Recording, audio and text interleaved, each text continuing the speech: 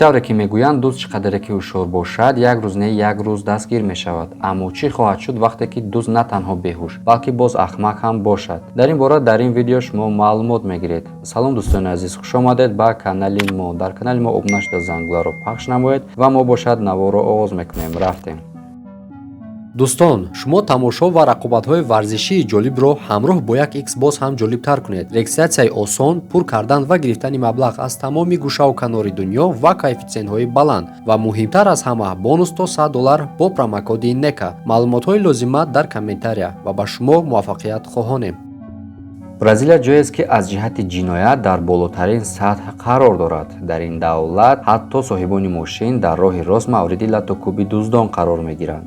хуб ин навор дар яке аз хиёбонҳои Бразилия сабт шудааст ва инҷо хуб дида мешавад ки ин ҷавон ба хотири дуздӣ ба мошин наздик мешавад ва ба ин тарафу он тараф нигоҳ карда мунтазир мемонад то одамони роҳгузар дуртар раванд. Сипас шурӯъ мекунад ба боз кардани қулфи дари мошин. аммо нақшаҳои ӯ замоне аз байн меравад ки соҳиби мошин баромада бо як зарбаи қавӣ ӯро зада аз пой меафтонад. дар бораи ин дӯст албатта мо маълумот кун надорем, аммо соҳиби мошин аз ин ҳунараш дида гумон мекунем ки ӯ шояд соҳиби камарбанди сиёҳи теквандо бошад. хуб, шумо ба ин фикри ман чӣ гуфтанӣ доред? Дар комментария нависед. ширкати бузурги Amazon расонандагии борро бидуни тамос роҳандозӣ карда буд. дар ин асос расонандагон омада борро дар ҷои лозима гузошта акси ӯро гирифта инҷо расонданашонро тасдиқ мекарданд. зеро мешавад баъзан вақт ки соҳибхона дар хона нест. аммо дар моҳи январи соли 2022 дар иёлоти муттаҳидаи амрико, Бруклин, Нью-Йорк як ҳодисаи нодиру нотакроре ба вуқӯъ пайваст. расонанда дар аввал дар ҷои таъиншуда борро расон, аз ӯ аксбардорӣ кард, аммо чаро ки баъдан ӯ худаш борро бардошта бурд. бале, шумо дуруст қайд кардед, борро дуздид. ин аблаҳ сабти камераи назоратиро он тараф истад, ҳатто ҳамсоя занеро ки ӯро дида истода буд аҳамияте надод. ӯ бо ин кораш ҳатто номи дуздиро ҳам аз пештара дида пасттар кард. пас аз ин кори ӯ акнун дуздонро дузд не, балки дуздони аблаҳ мегӯянд. хуб, шумо чӣ мегӯед? як ҳодисаи дигаре монанд ба ҳодисаи гузашта инҷо рух медиҳад ва боз ҳам бошад расонандаи Amazon, он ҳам бошад зан. ӯ дар аввал макбукро дар ҷояш расонда аксбардорӣ мекунад ва баъдан гирифта бо худ мебарад. аммо хушбахтона камераи назоратӣ рӯи дари хона ин қаҳрамони ӯро сабт кард. дар ин видео як мошине ки сӯзишворӣ пур карда буд бидуни пардохт фирор карданӣ шуд. аммо дар ҳамин сония корманди АЗС чусту чолокиро аз даст надода сангро гирифта мустақим дар шишаи мошин зада ӯро мешиканад. ман боварӣ дорам ки ин ронанда он қадар сӯзишворӣ пур накарда буд ки бо нархи шишаи мошинаш баробар шуда бошад ва дар ҳар сурат ӯ бой дод ва ҷои фоида зарар дид. агар дуздӣ ҷоиза медошт, ҳатман ин дӯст соҳиби он мешуд. ин мард қутиеро дуздида аз мағоза фирор дошт ва нафаре аз ақибаш медавид, яъне ӯро таъқиб мекард. аммо дӯст чунон ахмақи калон баромад ки қутии дуздидаашро дар қафои мошин ки кушода буд партофта, сипас худаш савори мошин шуда ба гуфти худ сари вақт гурехт. ва хандаовараш он аст ки он шахсе ки ӯро таъқиб дошт қутиеро ҳатто ба ҳазур саросема нашуда бардошта бурд. ин калакадуи беақл ҳатто обрӯи дуздони аблаҳ ро ҳам резонд.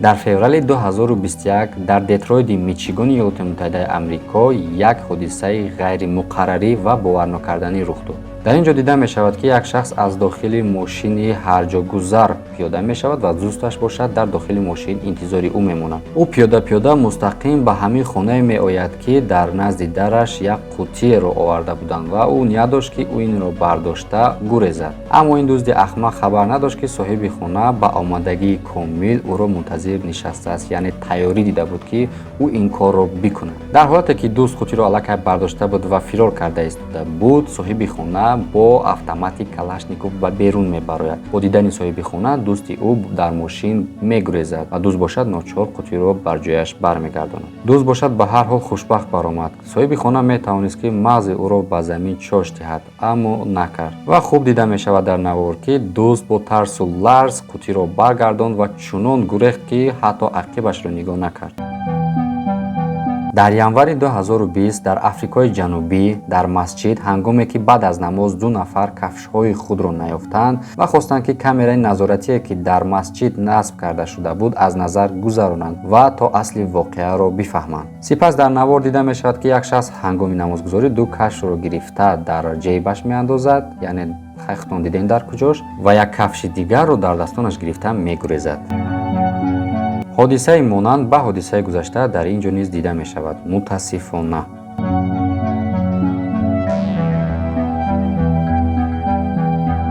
гузаштагони мо мегуфтанд ки кӯдакон дили пок дорад, аммо замона тағйир кардааст ва ин гуфтаҳо то куҷо ҳақиқат дорад ҳатто мо намедонем. Чунки дар Сирсия, Ҳарияна, январи соли 2020 камераи назоратие ки дар ин биёнбон насб карда шуда буд, дар ин видео хуб дида мешавад ки як мард мотори худро оварда дар ин ҷо пор кард ва айнаку шарфи худро болои он гузошта, сипас дохили мағоза шуд. Дар ин ҷо як кӯдаке аз куҷои омада мерасад ва аҳамият медиҳад ки ҳама чизашро болои ин мотораш гузошта мард даромад ва ин гиргирди ин мотор давр мезанад то фурсати муносиб ёфта айнакро бидуздад. Шояд шумо чунин фикр кунед, аммо ин ронандаи мотор ҳатто калидашро дар зажигани фаромӯш карда буд ва гуфти шумо бародаро чӣ кор мекунед гудак? Пауза дамонед ва дакамекара фикротонро бинависед. Хулосаи гап, кӯдак вақте ки бо эҳтиёт назар мекунад ки мард дар наздикиҳояш нест, айнак ва шарфро дар замин афтонда, моторро равшан карда аз он ҷо ғайб мезанад. Албатта вақте ки ҷаноб ба берун баромад, дид ки мотораш дар берун нест, дилаш зад. тамошобинони гиромӣ, дар ҳамин ҷо навори имрӯзаи мо ба охир мерасад. Агар ба шумо писанд омада бошад, дар канали мо обуна шуда зангуларо пахш намоед, чунки аввалин шуда аз видеоҳои ояндаи мо бехабар намонед. бохабар бошед. хуб, дӯстони азиз, то видеои оянда дар паноҳи худо бошед. хайр.